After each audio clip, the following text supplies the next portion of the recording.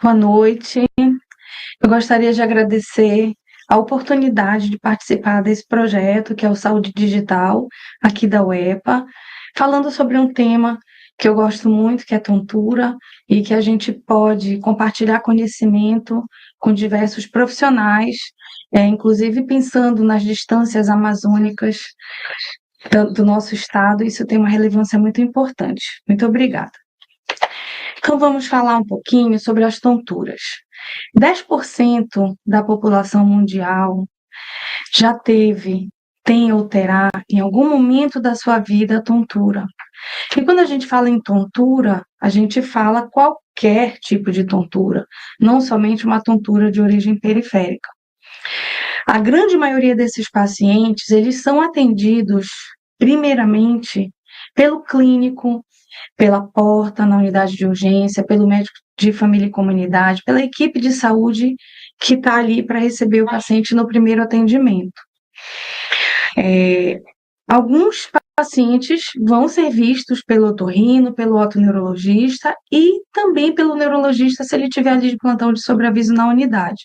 Daí a importância da gente compartilhar o conhecimento, como dar um atendimento adequado para o paciente com tontura, especialmente esse primeiro atendimento que pode fazer diferença, é um divisor de águas. Esse paciente é um paciente periférico central, então esse primeiro atendimento é um atendimento que deve ser feito pela equipe de saúde e que a gente deve treinar os colegas não otoneurologistas, não neurologistas, em como atender esse paciente vertiginoso adequadamente ali no atendimento inicial.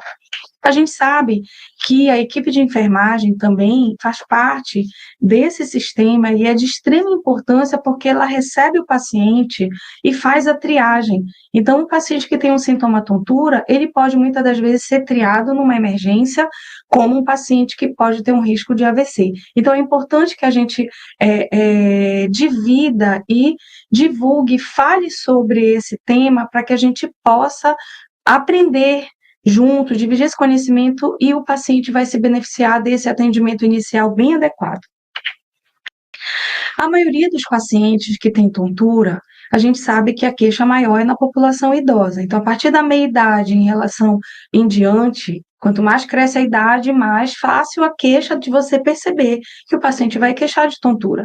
Mas eu também posso ter crianças e a gente tem muita criança com queixa de tontura. Então, a gente precisa saber que são faixas etárias diferentes, a tontura ela vai estar presente nas diversas faixas etárias e cada uma delas tem a sua epidemiologia, a sua característica, então mais a gente precisa entender que tipo de tontura. É uma tontura que roda, é uma tontura que tem a sensação de desmaio, então a gente precisa aprender sobre isso.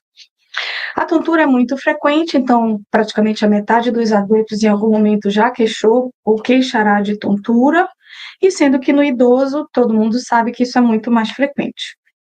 Então, para a gente ter o equilíbrio, a gente precisa de um tripé dos sistemas que precisam estar funcionando: o sistema visual, o sistema vestibular e o proprioceptivo, tá? E a gente vai ter um integrador ali, o órgão central, que faz toda essa coordenação, que é o cerebelo.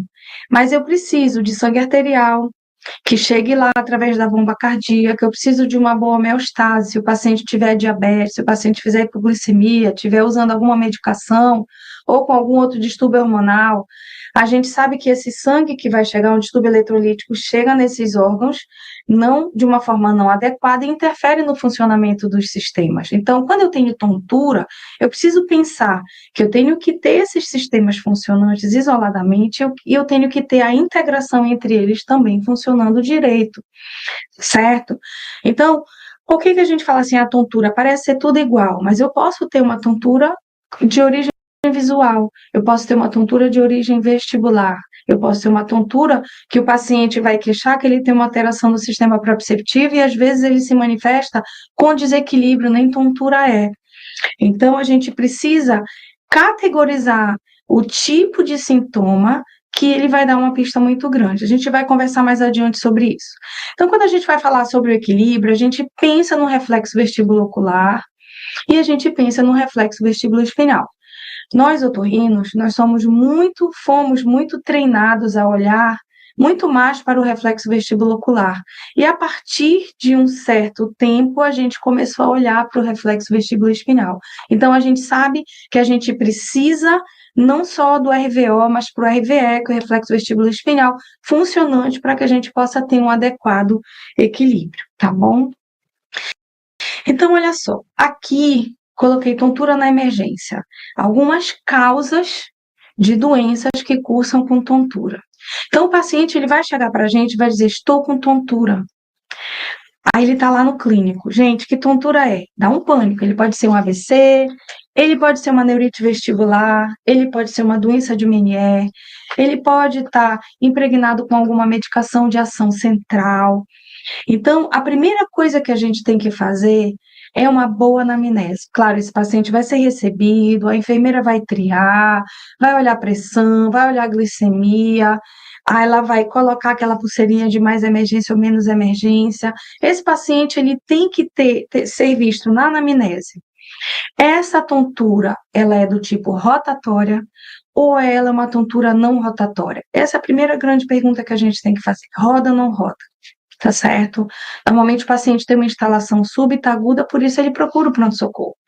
Então, mas é uma tontura, como os pacientes falam, eu tenho uma tontura, mas como é essa tontura? Roda? Não. É barquinho, é mareio? Não. É uma tontura que eu vou andando, aí eu vou andando para a direita, eu vou andando para a esquerda, eu não consigo me pôr de pé. Então, isso é um desequilíbrio. O paciente nem tontura tem, tá? Então, a tontura é sensação de movimento do ambiente. Se está rodando, o paciente tem vertigem. Se não está rodando, é uma tontura não rotatória.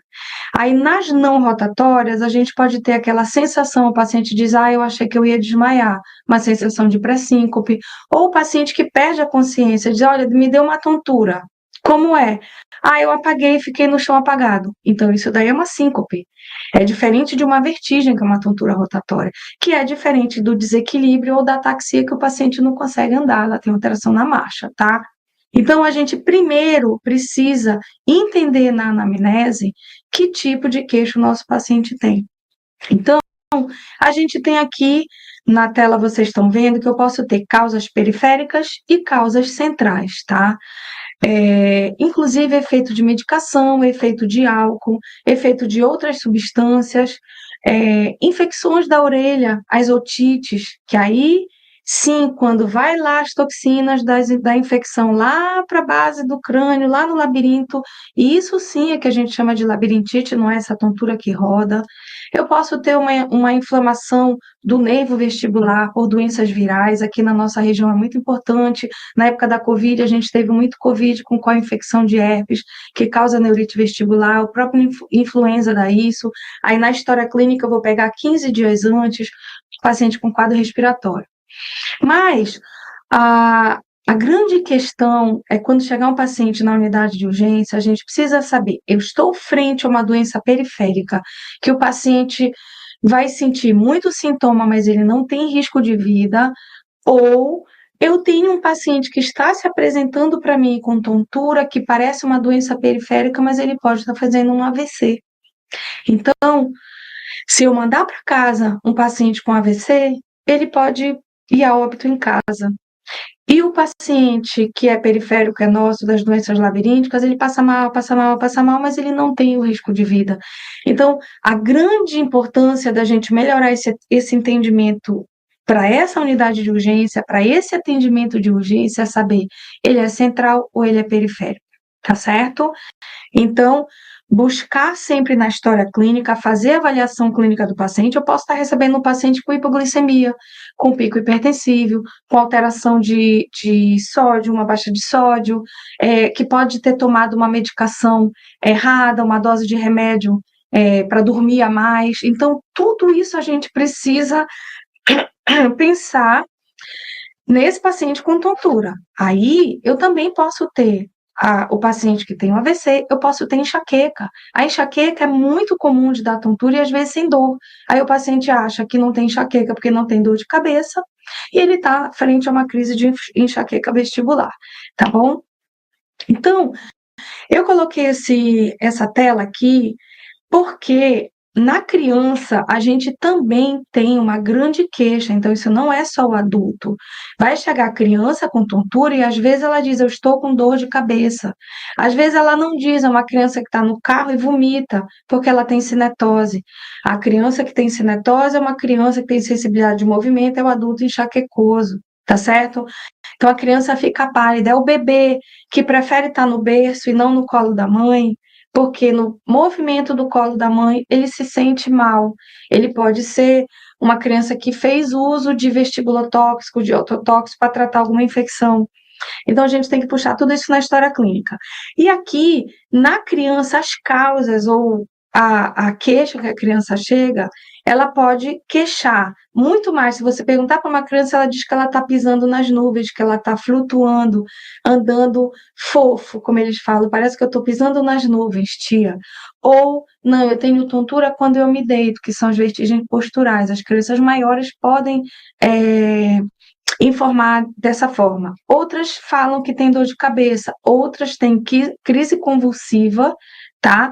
Pode ter vertigem espontânea e pode ter a tontura postural, é aquela criança que às vezes tem anemia e levanta muito rápido, então ela fica com a vista escura, com a sensação de que vai ter alguma síncope ali, ela pode estar fazendo uma pré-síncope. Então, muito cuidado na criança também, perguntar para a gente caracterizar o tipo de tontura. E assim o adulto. A gente pensa que a criança não sabe explicar e o adulto sabe explicar, não.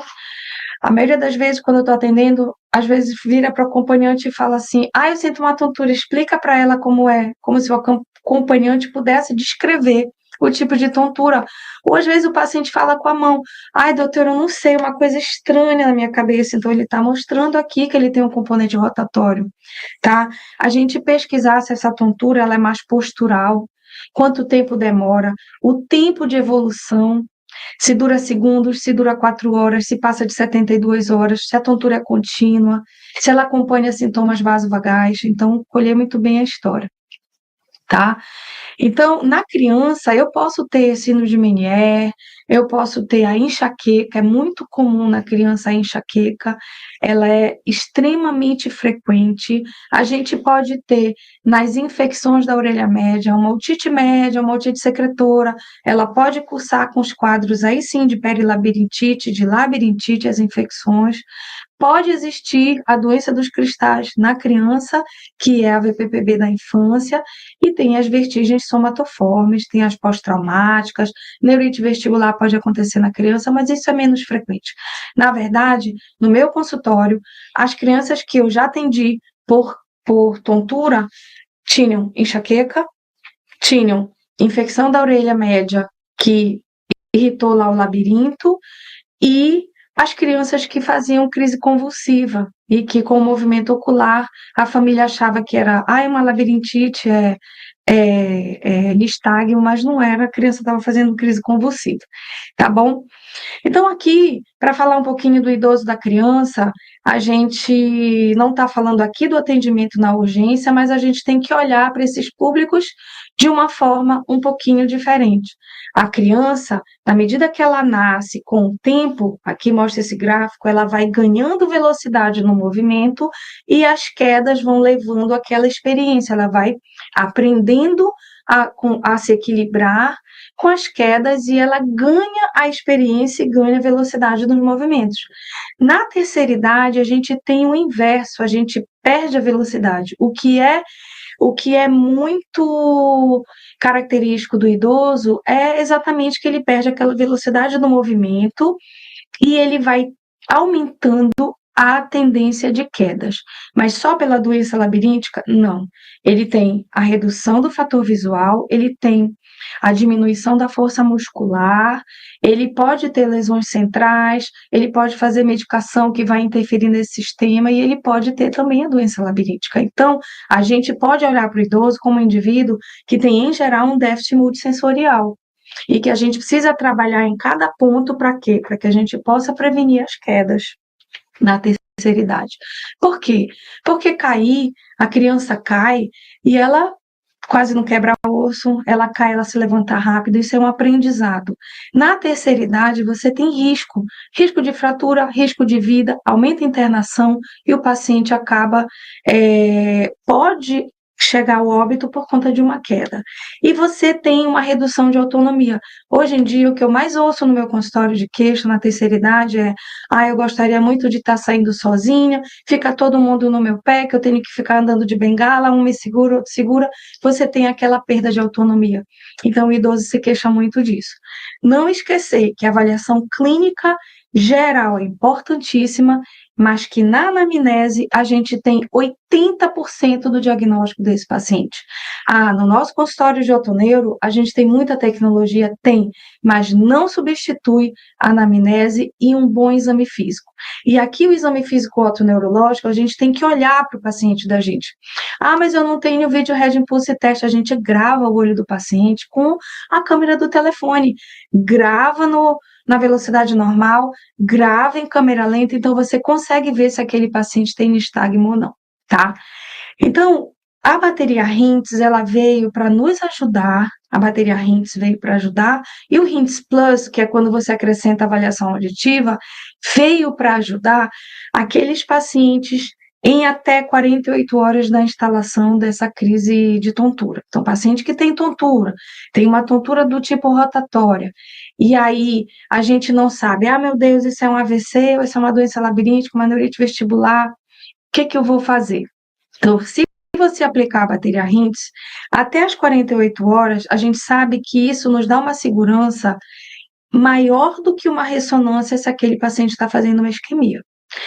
A tomografia deve ser feita, porque vai excluir se o paciente tem sangramento ou não. Aqui eu estou falando de isquemia, tá bom? Então, é muito simples, a gente usa três informações: a pesquisa do nistagmo espontâneo, a presença de sacadas corretivas e o desvio do olho no eixo vertical. Então, quando você pega o teu paciente que está com tontura, recebeu, a enfermagem triou, o clínico olhou, e aí você vai para essa questão otoneurológica, isso vai te adicionar uma segurança de: esse paciente merece ficar aqui em observação, ou eu tenho que chamar um neuro para intervir nesse paciente porque ele está fazendo uma isquemia, ou eu tenho uma doença labiríntica que o paciente vai ser tratado e pode ir para sua casa com a máxima segurança, tá? Então, o HINTS é muito importante e o HINTS Plus é super tranquilo, porque a gente vai adicionar uma avaliação auditiva, mas não precisa ser audiometria. Claro que, óbvio, se eu tivesse uma audiometria ali no sistema de urgência seria ótimo, mas nem todo paciente vertiginoso está apto ali a responder uma audiometria, só que a gente tem que pelo menos perguntar para ele se ele está ouvindo bem. Então, vamos começar aqui a falar um pouquinho do HINTS, tá? O HINTS é presença do nistagmo espontâneo. Como que eu vou ver isso? Eu vou pedir para o paciente olhar para um ponto fixo, tá? O paciente vai estar sentado, a gente abre os olhos do paciente e observa. Se quiser, grava com o telefone. Então, se eu perder o labirinto, eu tenho uma lesão periférica, por exemplo, numa neurite vestibular desse lado, o olho vai fazer um nistagmo batendo para esse lado. Então, ele vai fazer um movimento horizontal, que tem uma fase lenta, fase rápida. A fase lenta a gente não enxerga bem, mas a fase rápida sim. Então, a fase rápida vai bater para o lado oposto da lesão. Para onde eu colocar esse olho, o nistagmo vai bater para aquela direção. Então, eu vou ter ali o quê? Eu vou ter ali um nistagmo que é unidirecional.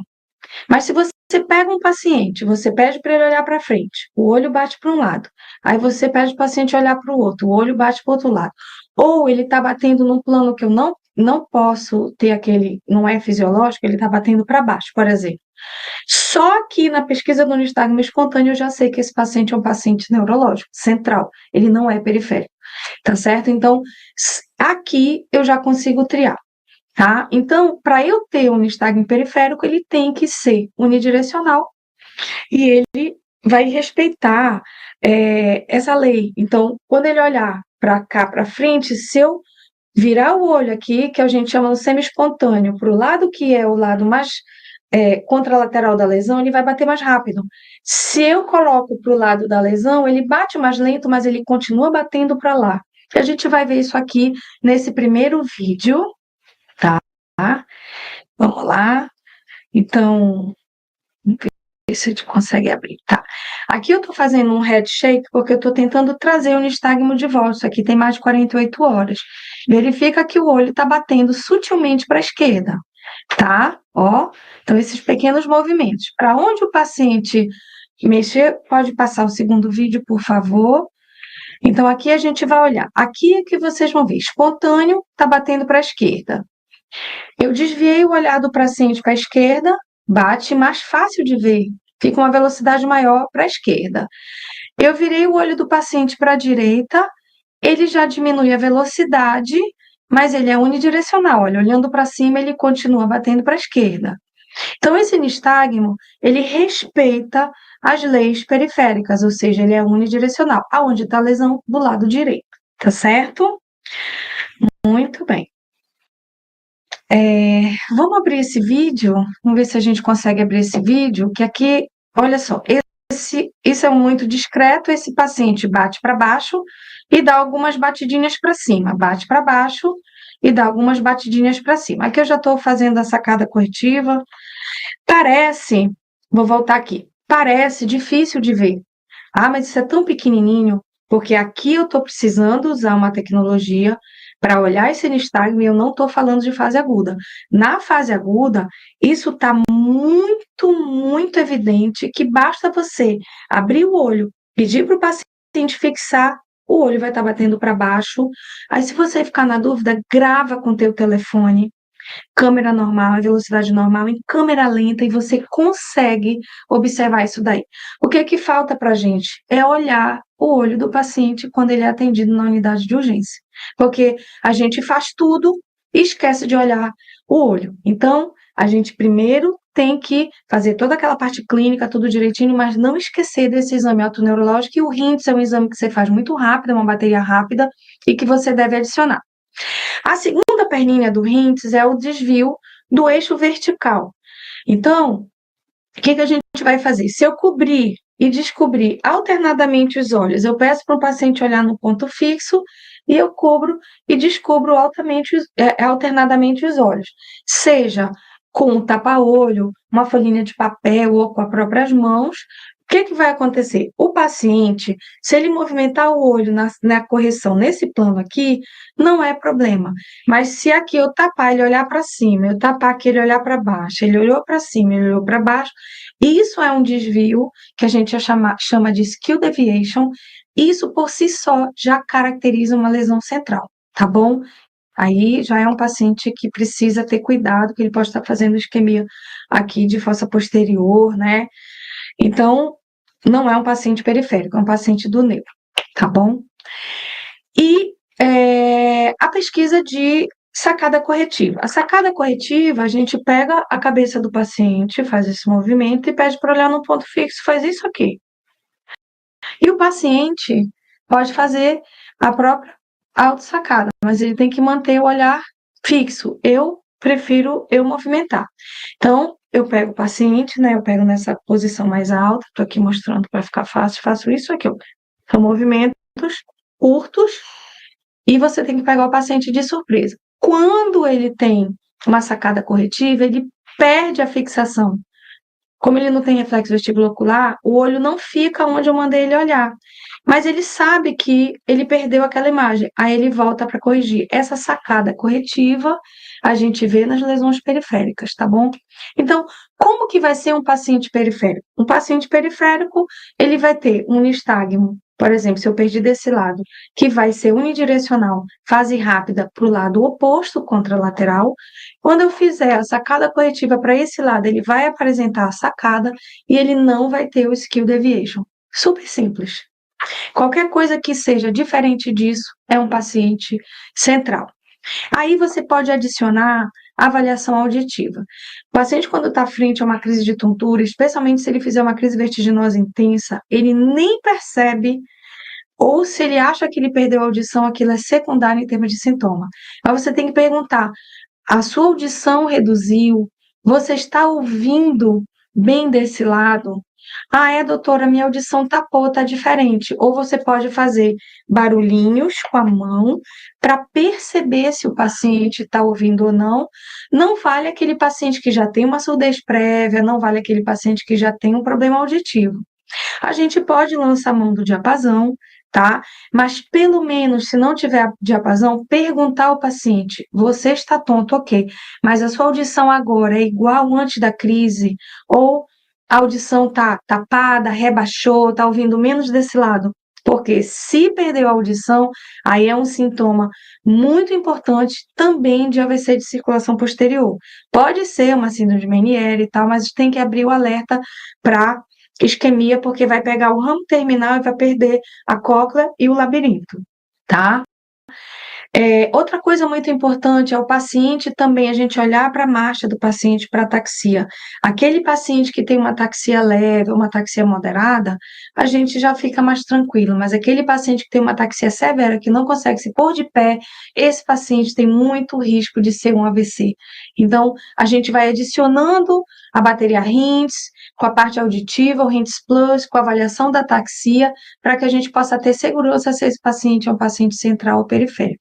Então, é importante que a equipe de saúde esteja antenada, todo mundo pensando que uma simples tontura ou crise de tontura, que alguém diga que é uma labirintite, que a gente não gosta desse termo, ele pode estar fazendo um AVC de fossa posterior, de circulação posterior, tá? Então, a triagem deve ser adequada, a avaliação clínica deve ser importante, embasada na anamnese, no exame físico geral, mas não esquecer a avaliação dos olhos, a avaliação autoneurológica. E, claro, a gente precisa de um diagnóstico médico adequado, porque as tonturas não é nada igual. Vocês viram, a gente pode ter de um AVC uma doença periférica, a um efeito colateral de uma medicação. Tá bom? A gente pode ter até pacientes com distúrbios psiquiátricos que se queixam de tontura, a gente pode ter os pacientes grandes simuladores que se queixam de tontura e desequilíbrio.